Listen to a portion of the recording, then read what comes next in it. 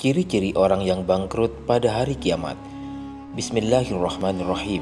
Assalamualaikum warahmatullahi wabarakatuh. Alhamdulillahi rabbil alamin. Wassalatu wassalamu ala ashrafil anbiya'i wal mursalin, nabiyyina wa habibina Muhammadin wa ala alihi wa sahbihi ajma'in wa man tabi'ahum bi ihsanin ila yaumiddin. Amma ba'du.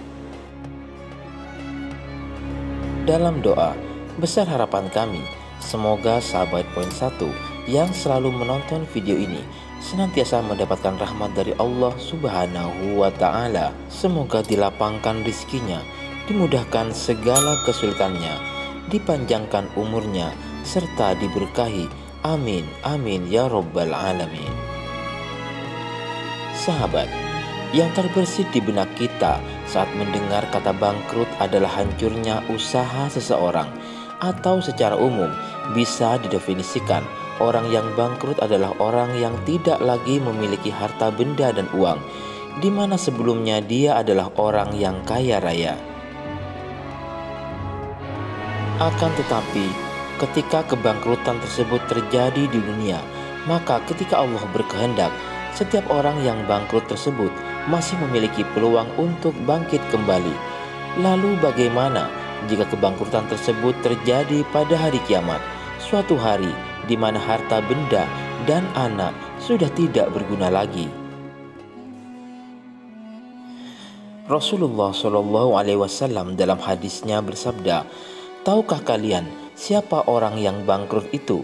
Para sahabat menjawab, "Orang yang bangkrut di tengah-tengah kita adalah orang yang tidak punya dirham atau uang perak dan tidak punya harta." Rasulullah SAW bersabda, "Orang yang bangkrut dari umatku adalah yang datang pada hari kiamat nanti dengan membawa amal sholat, puasa, dan zakat. Namun ia telah mencerca ini kepada seseorang, menuduh orang berzina, memakan harta orang, menumpahkan darah orang, dan memukul orang. Orang ini diberi amal kebaikannya, dan yang ini diberi dari kebaikannya.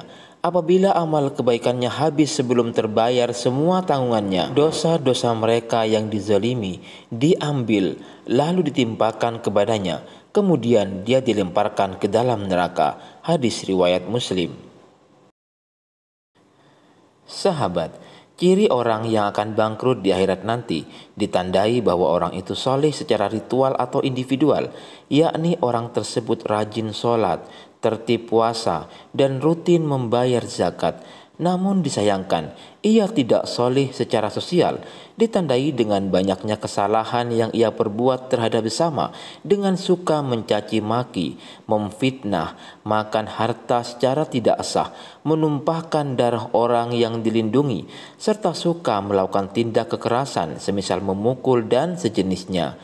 Hal ini juga sebagai peringatan orang yang hanya mementingkan kesolehan ritual dan tidak soleh secara sosial. Bisa juga sebagai peringatan bagi orang yang ibadah vertikalnya baik namun tidak memiliki efek manfaat kepada sesama. Dikarenakan di akhirat dinar dan dirham sudah tidak laku dan tidak diberlakukan lagi, maka amal solihlah sebagai penebus kesalahan-kesalahan yang telah ia lakukan. Pahala solatnya, puasanya, zakatnya, dan lain-lain akan diambil untuk membayar atau menebus kesalahannya. Jika mencukupi tentunya tidak terlalu bermasalah, namun jika belum mencukupi padahal amal solehnya telah habis, sementara tuntutan orang yang dirugikan belum selesai, maka dosa orang yang dirugikan tadi diambil untuk dibebankan pada orang yang berbuat salah tadi.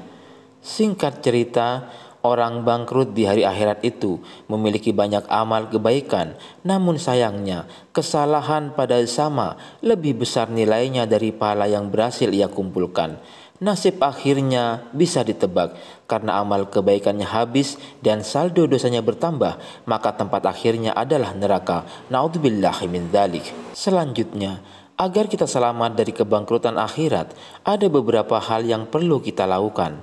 Pertama, menjaga hubungan baik dengan Allah Subhanahu wa Ta'ala dengan berusaha semaksimal mungkin mengerjakan perintahnya dan menjauhi segala larangannya. Kedua, Selalu waspada agar jangan sampai kebanyakan melakukan kesalahan dan dosa pada sesama, baik berupa ucapan, sikap, maupun perbuatan.